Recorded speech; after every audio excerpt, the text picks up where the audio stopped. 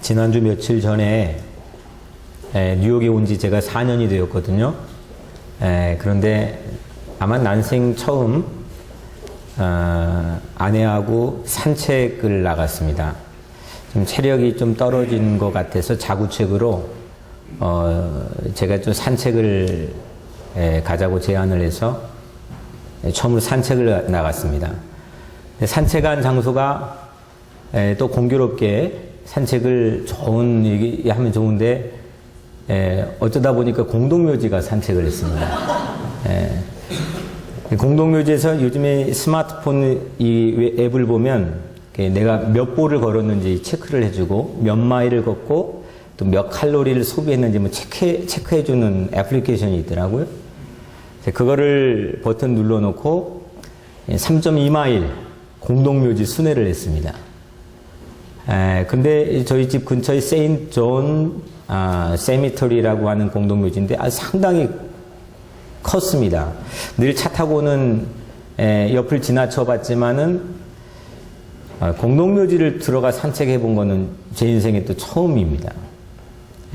목회하면서 장례식을 집전하기 위해서 수없이 공동묘지는 가봤지만 그 목적과 다르게 산책을 위해서 공동묘지를 가니까 전혀 생경한 경험이었습니다.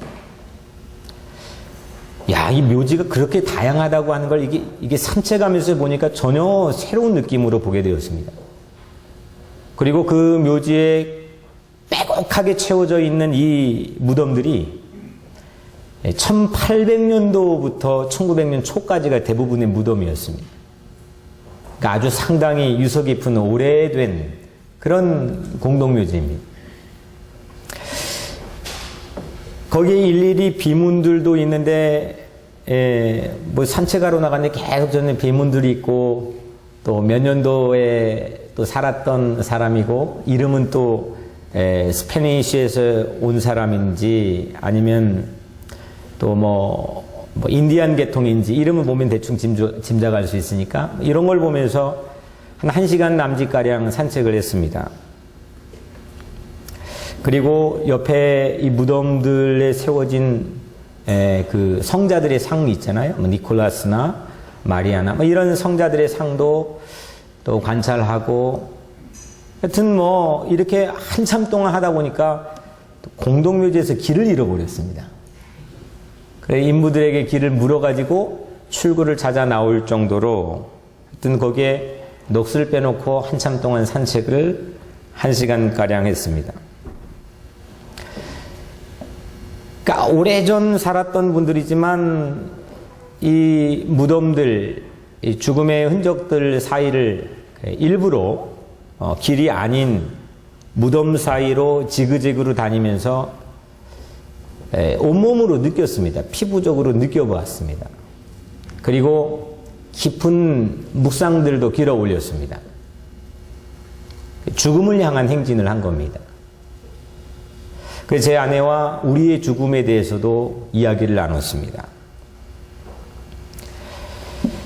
공동묘지 산책, 이건 제게 죽음을 각오한 일사각오, 그런 목회를 배우게 하는 시간이기도 했습니다. 모두 다 갈 그런 자리인데 어떤 밸류를 위해서 인생을 소비하며 사는가. 주기철 목사님 말씀하신 일사각오, 목숨을 걸고 목숨을 각오한 그런 목양을 배우는 시간이기도 했습니다. 동시에 오늘 여러분들 이 교회에 딱 오면서 차를 타고 오시던지 저처럼 차를 바깥에 세우고 도보로 오시던지 우리 교회 오다가 뭘 하나 지나치지요? 퓨너럴, 장례식장이 또 교회 옆에 있어요. 어떻게 또 하필 장례식장이 교회 옆에 있는데 저는 주일날마다 늘 교회 밖에 차를 세우고 그 옆을 지나쳐 오면서 한 가지 묵상을 하고 선포합니다. 마음으로. 예수 그리스도의 죽음을 묵상하고 또 예수 안에 있는 나의 죽음을 선포합니다. 오늘 또 주일날 예배드리고 말씀을 전하기 위해 가는데 나는 죽고 예수는 살고 살아있는 이 메시지를 하나님의 메시지를 성도들에게 전해야지. 이런 다짐과 입술로 선포를 하고 하여튼 주중에도 아주 매우 자주 그 앞을 지나가면서 저에게 그런 영적인 영감을 주는 그런 장소가 우리 교회의 위치적인 장소입니다. 본래 교회의 초대교회는 카타콤이라고 하는 공동묘지에서 시작했습니다. 어떤 종교가 그렇습니까? 이 기독교는 카타콤이라고 하는 공동묘지로 모두 다 탄압과 억압을 피해 피신해가지고 거기서 교회가 태동이 되었습니다. 이처럼 저는 우리 교회가 가지고 있는 이 영적인 부흥의 위치도 매우 중요하다고 생각합니다. 내가 죽지 못해서 내 자아가 죽지 못해 괴로워하는 인생들이 얼마나 많이 있습니까? 오늘 여러분들의 삶 가운데 예수 안에 여러분들의 옛 자아가 죽고 예수 안에 여러분들 새롭게 살아나는 놀라운 주님의 은총이 있기를 주의 이름으로 간절히 축원합니다. 그래서 공동묘지 산책이 제게는 퍽이나 유쾌한 하나님의 선하신 디자인이었다고 생각을 합니다. 예수님도 행진을 했습니다. 오늘 매우 중요한 행진을 했는데 예루살렘에 들어가는 그런 행진을 했습니다. 유월절을 앞두고 예루살렘에 입성하시는데 그 예루살렘에 가서 우리가 알고 있는 결과로는 죽습니다. 그래서 오늘을 우리는 예수님이 마지막 예루살렘에 입성하는 그런 날이라의 팜 선데이, 종려주일이라고 지킵니다. 오늘 첫 절에 보면 예수께서 예루살렘을 향하여 앞서서 가나이다 했어요. 예루살렘을 향하여 앞서서 가나이다. 예루살렘은 예수님께서 죽는 장소입니다. 다시 말하면 예수께서 죽음을 향하여 앞서서 가더이다. 향하여, 예루살렘을 향하여. 이 향하여 걷는다고 하는 것은 방향을 잡았다는 겁니다. 디렉션이 분명하다는 겁니다. 허공을 치는 것처럼 좌우를 분변치 못하고 우왕좌왕하는 것이 아니라 방향을 정확하게 잡고 향해서 걷고 있다고 하는 것은 우리 인생엔 매우 중요한 겁니다. 예수님은 그동안 33년 동안 인생을 쭉 사시다가 이 잡고 있는 핸들의 방향을 딱 예루살렘으로 틀었습니다. 그리고 그 죽음이 있는 예루살렘을 향해서 방향을 잡고 행진을 했습니다. 이게 종려주일입니다. 예수님에게는 가장 그의 마지막 지금 남겨진 일주일입니다. 이 예수님 인생의 마지막 남겨진 일주일의 첫 시간인데 가장 인텐시브한 시간입니다. 집약적인 시간입니다.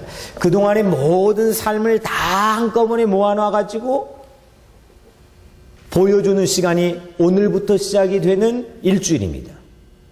그동안 예수님이 살아생전에 만났던 사람, 손잡아줬던 사람, 함께 밥 먹었던 사람, 복음을 나누고 가르치고 선포했던 모든 삶의 시간들이 이 인텐시브한 시간에 다 집약이 되어 있습니다. 이건 분주하는 것하고 다릅니다. 우리 삶의 일상에서 분주할 때가 있습니다. 근데 분주하다 보면 끝이 허무합니다. 마음이 허합니다. 근데 인텐시브한 집약적인 삶을 방향을 틀어 잡고 사는 인생에는 소명을 가지고 사는 의미 있는 삶이 되는 겁니다. 오늘 예수님처럼 여러분들의 인생이 모두 다 인텐시브한 시간을 인생을 보내시기를 주 이름으로 축원합니다.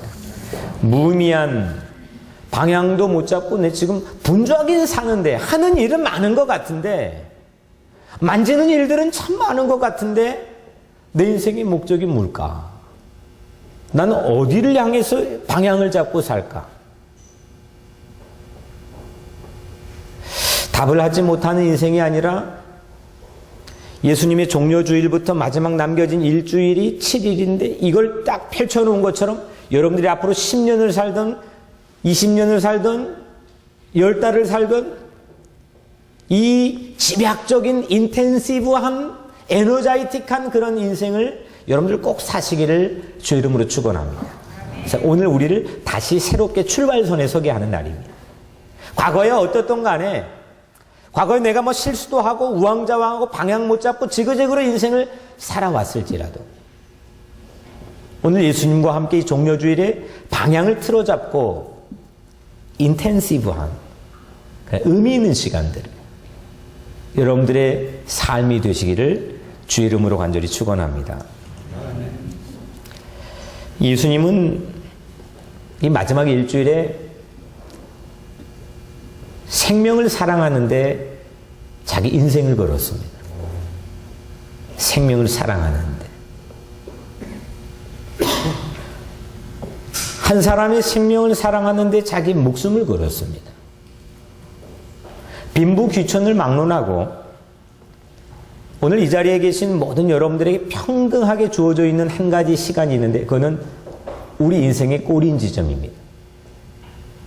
여러분들이 인생의 출발선은 각기 다양하고 차별이 있을 수도 있습니다. 난 그렇지 않은데 총알이 빗발치는 전쟁통에 태어난 사람도 있고 어떤 사람은 운 좋게 아주 풍요로운 선진국 땅에 태어난 사람도 있을 거고 어떤 사람은 찌질이도 가난한 집안에 태어나가지고 고생고생 지질하게 하고 여기에 서 있는 사람도 있을 거고 어떤 사람은 운 좋게도 괜찮은 가문의 배경을 가지고 뭐 여러분들 노력한 것도 아닐 텐데 그렇게 여러분들의 출발선이 다 각기 다양할 수가 있습니다. 그런데 여러분들의 인생의 고린 지점은 모두 똑같다는 겁니다.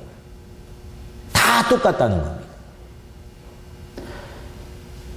그런데 이렇게 중요한 우리 인생의 시간, 이 죽음이라고 하는 것을 여러분들이 많은 시간을 소비해서 이걸 고민하고 생각하고 준비하고 묵상하는 데는 매우 인색하지 않나 생각합니다. 모두 가는 길인데 한 사람도 빠짐없이 가는 길인데 가야 될 길인데 가장 적게 생각하는 것이 내 죽음이 아닐까.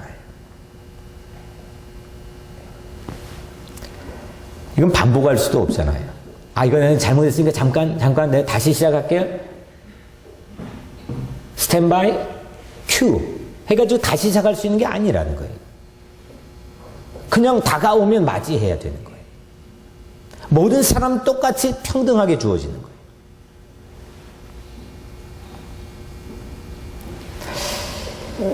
좀 전에 말씀드렸던 것처럼 여러분들이 앞으로 40년을 살던 10년을 살던 뭐 몇 년을 살던 간에 그 시간들이 예수님이 종려주일부터 이 땅 해가지고 살았던 이 마지막 남겨진 한 주일처럼 인텐시브한 의미 있는 인생이 꼭 되시기를 주 이름으로 축원합니다. 우리는 전국에 다 죽음을 향해 가고 있습니다. 근데 그 죽음이 세상이 말하는 죽음과 전혀 다른 의미를 가지고 있는 게 크리스찬들의 믿음입니다. 오늘 뭐 요즘에 우리 교회에서 하고 있는 전도 폭발 프로그램에서 1968년인가요? 제임스 케네디 목사님이 한 50여 년 동안 세계에 했던 아주 파워풀한 프로그램인데 여기 이 프로그램에 가장 중요한 질문 한 가지가 있습니다. 그 질문이 뭐냐면 만일 선생님 오늘 밤이라도 선생님이 이 세상을 떠나신다면 천국에 들어가 영생을 얻을 것을 확신하고 계십니까?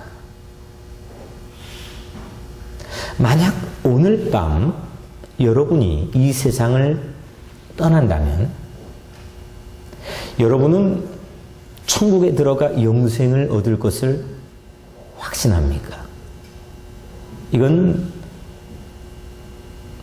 그냥 간과하거나 무시할 수 있는 질문이 아닙니다. 여러분들 삶의 존거와 근거를 흔들 수 있는 질문입니다. 예수님은 오늘 이 죽음을 향해 마지막 일주일의 가장 위대한 행진을 하면서 우리에게 이 질문을 남겼습니다. 오늘 여러분들에게 물어보는 겁니다. 만약 여러분이 오늘 밤 이 세상을 떠나신다. 여러분들은 천국에 들어가 영생을 누릴 것을 정말 확신합니까? 이틀 전이죠. 지난 금요일 밤 제 목회 20년 만에 처음 드려본 예배를 바로 이 자리에서 드렸습니다. 우리 교회 이 두 자매가 부친이 아파서 온 교우들이 같이 기도해 주었습니다. 그리고 한국에 위독하다가 하는 소식을 듣고 또 며칠 전에 짐을 부랴부랴 싸서 자매들이 한국을 갔습니다.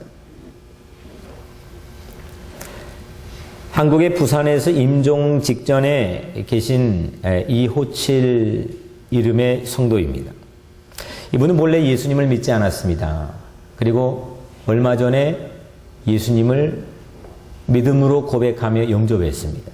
병상에서. 멀리 있는 제 마음에 무력하게 아무것도 해줄 수 없는 상황에서 이 두 자매에게 제가 뭘 해줄 수 있을까 생각하고 기도했습니다. 그리고 한 가지 제안을 했습니다. 며칠 전에 예수님을 영접했는데 난 뉴욕에 있고 자네들은 부산에 있지만 세례식을 해보면 어떨까? 또 그리고 임종 예배를 드리면 어떨까? 흔쾌히 그 두 자매가 승낙을 해 주었습니다. 그건 문제가 있지 않습니까? 뭐 임종 예배야 화상을 통해서 우리가 보면서 임종 예배를 드릴 수 있지만 세례식은 이게 머티리얼하게 사람 터치해야 되는데 전 뉴욕에 있고 그 부친은 부산에 있습니다. 방법이 없습니다. 주변에 목사님도 없습니다.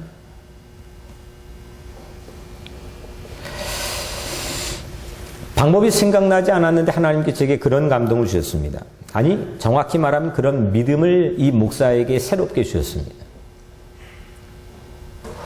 예수가 부활한 생명의 본질이 뭐냐, 이거. 문을 꽁꽁 잠궈놔도 그냥 쑥 안에 들어가 제자들 가운데서 Peace be with you 말씀하셨던 게 이 성경에 기록된 부활 생명의 본질 아니냐. 우리 인간의 가장 커다란 한계는 시간과 공간의 한계를 가지고 있다는 겁니다. 제가 여기 있는데 부산에 있을 수가 없습니다. 저는 오늘 이 시대를 사는데 1980년대 시대에 동시대를 같이 살 수가 없습니다. 누구를 막론하고 인생의 영화도 그래서 그걸 넘어서는 꿈 만들어 보지만 여전히 우리에게 인간이 인류가 가지고 있는 가장 궁극적인 한계는 시공의 한계를 받고 있다는 겁니다. 그걸 넘어서고 극복하게 한 게 예수 그리스도의 부활이고 우리에게 영원한 생명의 옷을 입혀주신 건데 이 세례라고 하는 게 여기서 제가 터치해서 세례를 베풀던 부산에 있는데 여기 세례 성수를 뿌리던 부활 생명의 본질은 시공을 초월하는 것이기에 이게 불가능하지 않다고 하는 믿음을 저에게 주셨습니다. 혼자 그냥 괜히 또 생각했다고 하면 또 안 되니까 제가 뭐 교단 관계자들이나 또 자문을 구할 수 있는 또 목회 선배들에게 몇 분들에게 전화를 걸었습니다. 레퍼런스를 얻었습니다. 본인들은 한 번도 본 적도 없고 뭐 해본 적도 없고 들어본 적도 없지만 그 부활 생명에 대한 믿음이 정말 워킹한다면 파워풀한 예배가 될 거라며 저에게 응원을 해줬습니다. 그리고 금요일 밤이었습니다.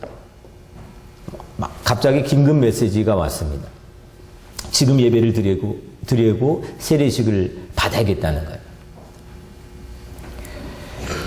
뭐 하던 일을 몽땅 다 중단하고 서둘러서 이 교회에 와가지고 예식 준비를 했습니다. 예수님이 마지막 사역도 예수님이 십자가에서 하는 마지막 최후의 사역도 옆에 있는 한 강도 몇 분밖에 남지 않은 인생인데 그 강도를 구원하지 않았습니까? 그 예수님처럼 우리에게도 동일한 복음의 능력이 있다고 한다면 이 한 사람의 최후에 남겨진 시간이 얼마가 되었던 간에 이 분에게도 분명히 부활 생명의 이 능력은 워킹을 한다고 하는 믿음을 가졌습니다. 준비하면서 마음의 긴장도 되고 흥분도 되고 감사도 되었습니다. 그 믿음으로 이제 페이스타임에 이 화상 채팅을 켜놓고 병상에 누워있는 아버님을 보고 말씀을 전했습니다. 그리고 기도했습니다. 그리고 여기에다가 미리 떠놓은, 정성스럽게 떠놓은 성수를 가지고 또 그쪽에 준비시켜놨던 성수를 가지고 같이 기도했습니다. 이 거룩한 물에 성령께서 임재해달라고. 그리고 이 성수를 가지고 성부, 성자, 성령으로 세례를 주노라 하면서 3번 물을 뿌리는데 그곳에서도 또 동시에 3번 물을 뿌렸습니다. 물론 세례식마다 제게 오는 특별한 감동이 있지만 이번만큼 제 손끝에 전해오는 전율은 아마 처음이었던 것 같습니다. 아, 부활 생명이라고 하는 건 이런 거구나. 믿고 산다고 하는 건 이런 거구나.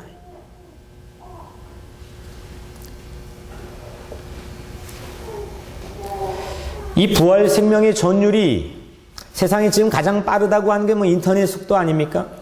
그 인터넷 속도, 화상 채팅의 인터넷 속도보다 더 빠르게 태평양을 건너가지고 저 부산 앞바다를 가로질러서 그 병원 병상에 누워있는 그 부친의 이마에 저는 이 부활 생명의 세례 예식의 모든 능력이 전해졌다는 확신을 갖게 되었습니다.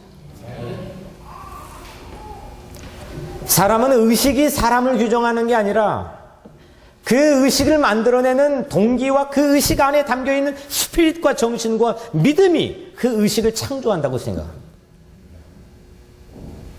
예수님은 처음에 의식을 만들기 위해서 뭘 디자인한 게 아닙니다. 사랑을 가지고 한 생명을 천하보다 귀하게 여기는 사랑, 십자가에 올라가는 그 길을 걸어가니까 종려주일도 만들어진 거고 고난주간도 만들어진 거고 세례식도 만들어진 거 그런 거 아닙니까?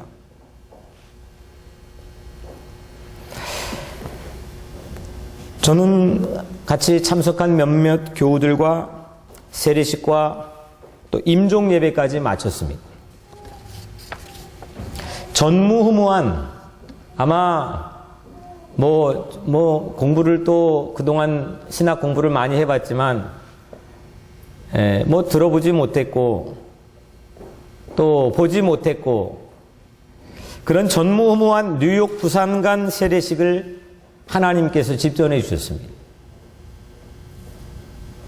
이 창의성은 한 생명을 천하보다 귀하게 여기는 예수님의 마음을 가질 때 우리 교회가 할 수 있는 놀라운 세상이 흉내낼 수 없는 창의성이라고 생각합니다. 사랑할 때 가능한 겁니다. 그 후에 22시간 만에 그 부친 257 성도께서 하나님의 부르심을 받았습니다. 지금 장례가 진행이 되고 있습니다. 이후에 저에게 전화가 걸려왔는데 이 두 자매가 모두 다 여기에서 그 아버지가 아픈 거 상관없이 가지고 있던 삶의 무게를 가지고 저에게 고민을 토로했던 그거와는 비교도 되지 않는 그런 평온하고 담대한 목소리로 저에게 말해 주었습니다.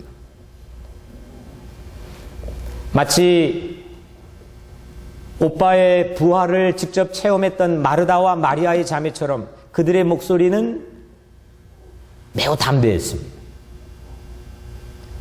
그들이 말했습니다. 이 기적을 봤다고. 이전에 물론 오래전부터 신앙생활했던 내 마음에 가졌던 부활신앙에 대한 믿음을 처음으로 실제적으로 구체적으로 체험하고 맛볼 수 있는 기회였다.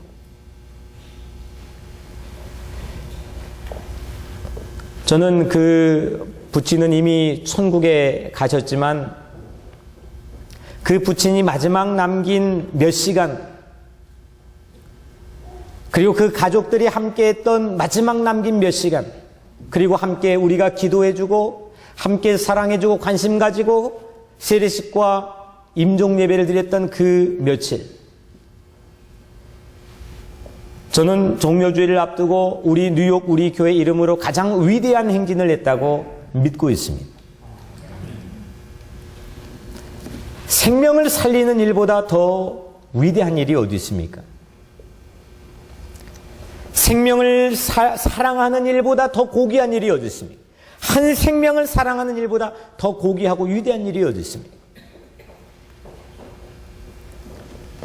한 사람을 천하보다 더 귀하게 소중하게 여기는 생각 없이는 예수님도 십자가의 길을 가지 못했을 겁니다. 십자가의 길은 한 사람을 사랑하는 그 마음을 가지고 걸어갈 수 있는 길입니다. 저는 오늘 뉴욕 우리 교회가 그런 영성으로 가득 채워지는 교회가 되기를 주의 이름으로 축원합니다. 예수님은 이 사랑을 가지고 예루살렘에 입성하며 오늘 말씀의 제목처럼 가장 위대한 행진을 하고 계십니다. 예수님은 세상을 살려내는, 우리를 살려내는 죽음을 향해, 자신의 죽음을 향해 행진합니다. 제가 공동묘지를 지그재그로 왔다 갔다 하며 죽음의 향기와 죽음의 모든 기운을 온몸으로 느끼고 죽음에 대해서 묵상하고 대화했던 것처럼 예수님은 예루살렘에 입성하면서 자신의 죽음의 냄새를 맡았고 자신의 죽음을 향해 행진했습니다. 그런데 그것이 역사상 전무후무한 가장 위대한 행진이 되었습니다. 예수님 말씀했습니다. 누구든지 제 목숨을 구원하고자 하면 잃을 것이요, 누구든지 나를 위하여 제 목숨을 잃으면 찾으리라. 예수님은 모든 것을 잃어버릴 각오로 예루살렘에 입성했습니다. 모든 걸 내려놓고 모든 걸 포기하고 모든 걸 낮추고 심지어는 마지막 자기의 생명까지도 걸 정도로 그 각오를 가지고 예루살렘에 입성했습니다. 이것이 십자가의 길입니다.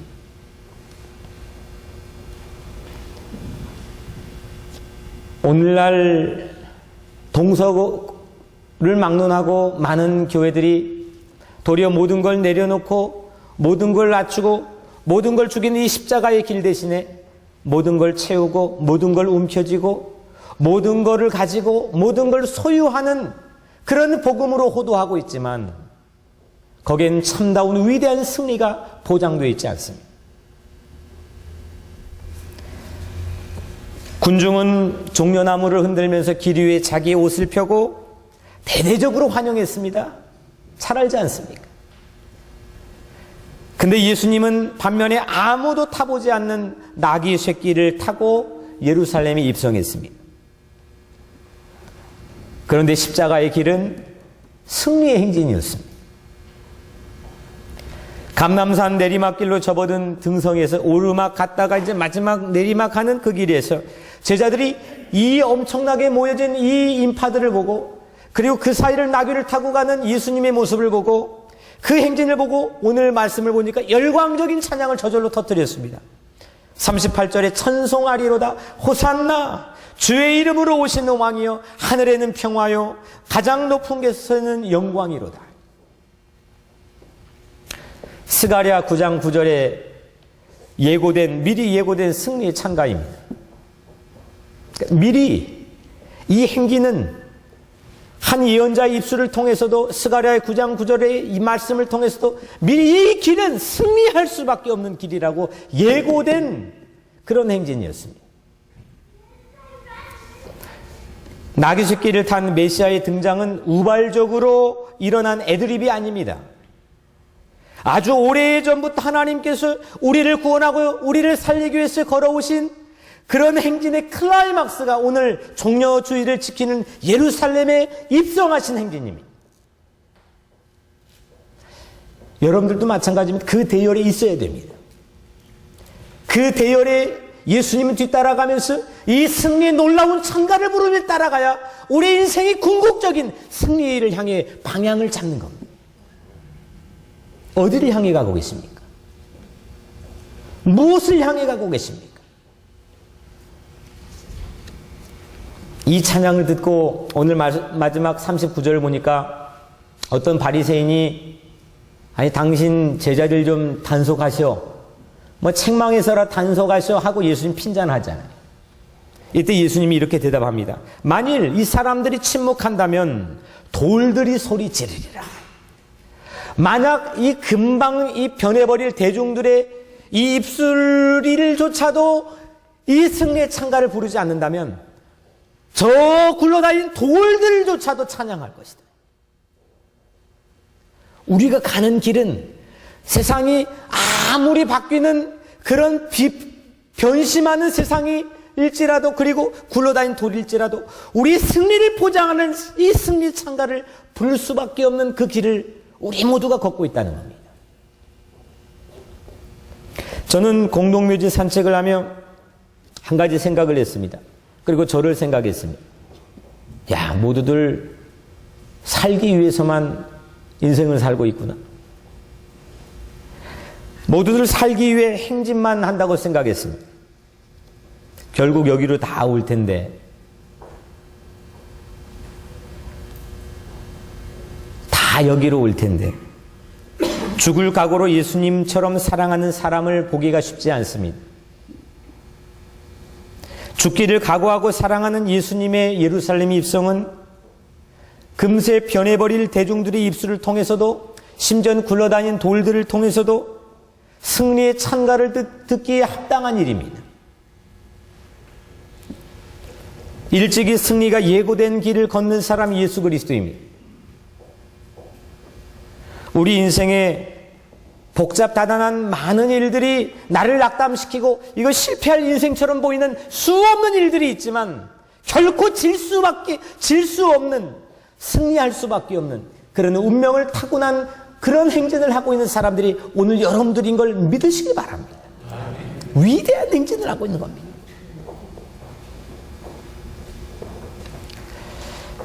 공동묘지를 걸으며 속으로 생각했습니다. 사실 제 아내에게 말하지는 않는 얘기였지만 혼자 속으로 생각했습니다. 과연 내가 얼마나 살 수 있을까? 젊은 목사가 나이 드신 분들 앞에 좀 경망스럽긴 하지만 저는 20살 때부터 늘 그 생각을 했습니다. 많이 살 것 같지는 않고 본래 폐병으로 죽을 수밖에 없는 오래전에 그런 하찮은 인생이었는데 주신 인생, 대학 다닐 때 나라를 생각할 때도 나라를 위해 목숨 바치는 생각을 늘 매일같이 했습니다. 그리고 교회를 섬기는 목양을 하면서도 뭔가 내 목숨을 걸 만한 밸류와 가치를 가지고 목양하고 싶은 마음을 늘 제 마음속에 담아두고 살고 있습니다. 제가 얼마나 목회할 수 있을지, 얼마나 호흡하며 살 수 있을지 저는 잘 알지는 못하지만 살면서 할 일만 생각하는 목회 말고 이거 내가 살면서 목회 이렇게 어떻게 하지? 이걸 위해서 뭘 배우지? 매번 살면서 할 일만 생각하는 게 아니라 죽어 살리는 목회를 하고 싶다는 생각을 했습니다.